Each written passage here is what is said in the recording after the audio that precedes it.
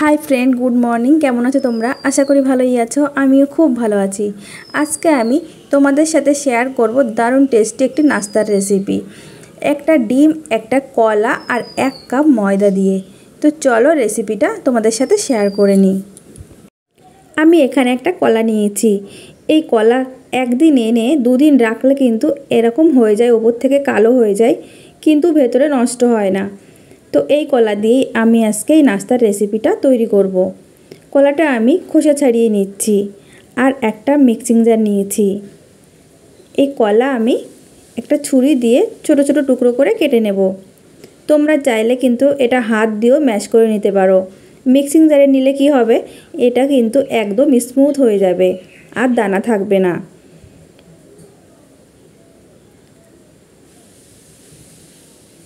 আর নিয়েছি একটা ডিম, এই ডিমও আমি এই কলার মধ্যে দিয়ে দেব।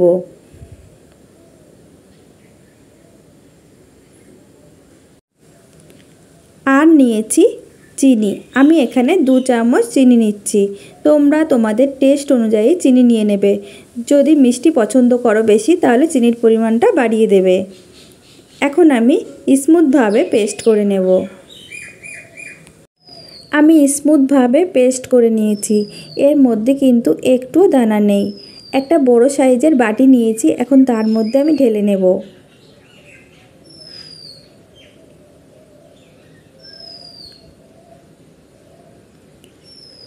দিয়ে দেব 1 কাপ ময়দা। এখানে কিন্তু তোমরা আটাও ইউজ করতে পারো। আমি উঁচু 1 কাপ ময়দা নিয়েছি। দিয়ে দেব স্বাদ মতো লবণ। ময়দার পরিমাপ বুঝে লবণটা দিয়ে নেবে। এখন আমি সব কিছু একসাথে মিশিয়ে নেব। আমি এখানে জল ইউজ করছি না, যদি জল লাগে অবশ্যই দেব। এইভাবে মেশাতে মেশাতে একটা ডো তৈরি করে নেব। ডো আমি তৈরি করে নিয়েছি। একটা ডিম আর কলা দিয়ে 1 কাপ ময়দা আমার মাখা হয়ে গেছে। তোমরা যদি ময়দার পরিমাণ বাড়িয়ে দাও তাহলে জল ইউজ করতে পারো কিংবা ডিম নিয়ে নিতে পারো। এখন সামান্য তেল দিয়ে দিচ্ছি যাতে ড্রাই না হয়ে যায়। ওপর থেকে তেল দিয়ে আমি এটা ঢাকা দিয়ে রেখে দেব 15 মিনিটের জন্য।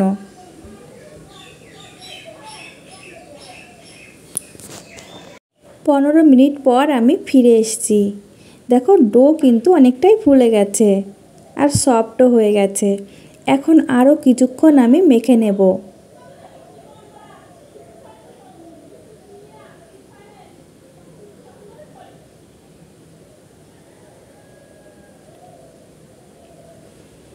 আর আমি এই ডো থেকে লেচি তৈরি করে নেব। আমি একটু ছোট ছোট সাইজেরই লেচি তৈরি করছি। তোমরা তোমাদের পছন্দ মতো লেচি তৈরি করে নিও।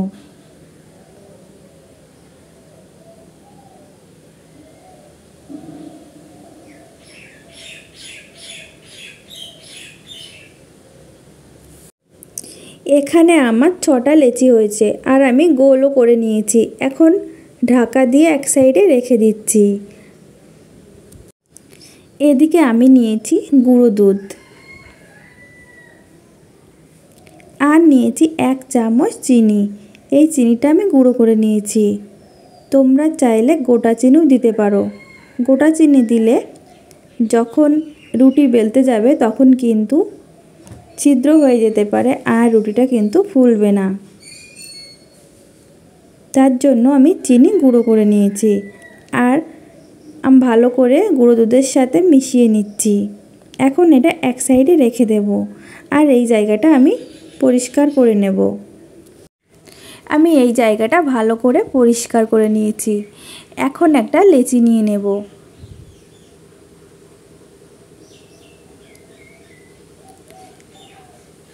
আর অল্প পরিমাণে ময়দা ছিটিয়ে নিচ্ছি।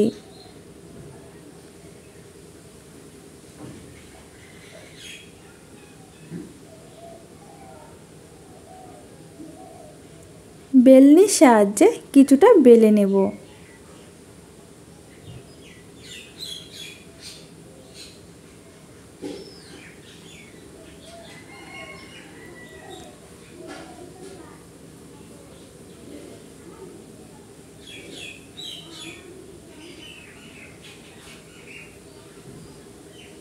এখন দিয়ে দেব চিনি আর গুঁড়ো দুধের মিশ্রণ।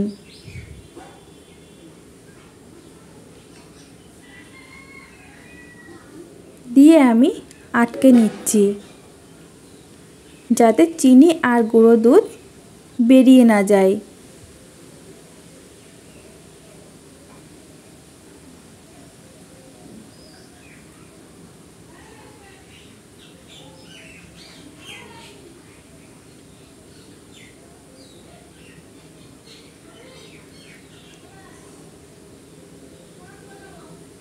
আবারও ময়দা ছিটিয়ে নিচ্ছি।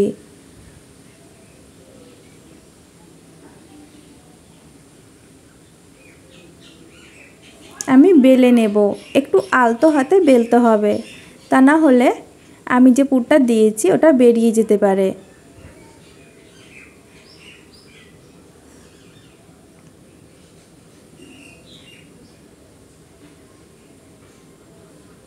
আমি ছোট করেই তৈরি করব, তোমরা চাইলে কিন্তু লেচি বড় করে তৈরি করে নিতে পারো। আর চারি সাইডে যদি একটু উঁচু থাকে তাহলে হাত দিয়ে এইভাবে চেপে চেপে সমান করে দিতে হবে।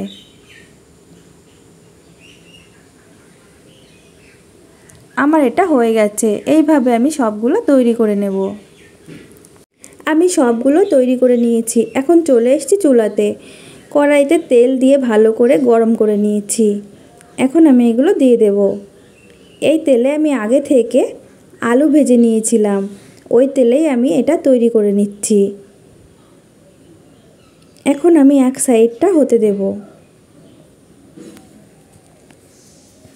এক সাইড হয়ে গেছে, এখন আমি উল্টে দেব। অপর সাইডটাও আমি ভেজে নেব। দেখো কত সুন্দরভাবে ফুলে উঠেছে। আমি উল্টে পাল্টে দু সাইডটাই ভেজে নিয়েছি। আমার এটা হয়ে গেছে, এখন আমি তুলে নেব।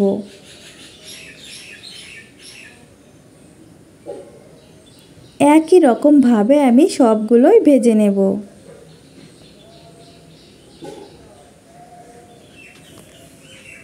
আমি সবগুলো ভেজে নিয়েছি আর একটা প্লেটে তুলে নিয়েছি। আর দেখো সবগুলোই কিন্তু ফুলকো হয়েছে। তো বন্ধুরা, তোমাদের কাছে এই রেসিপিটা কেমন লেগেছে? সকালে চা কিংবা কোনো সবজির সাথে এটা থাকলে জাস্ট জমে যাবে। আর এটা যেহেতু ঝাল নাস্তা না, তো ছোট বাচ্চারাও কিন্তু খুব আনন্দ করে খাবে। দেখো ভেতরটা দেখো কতটা সফট হয়েছে।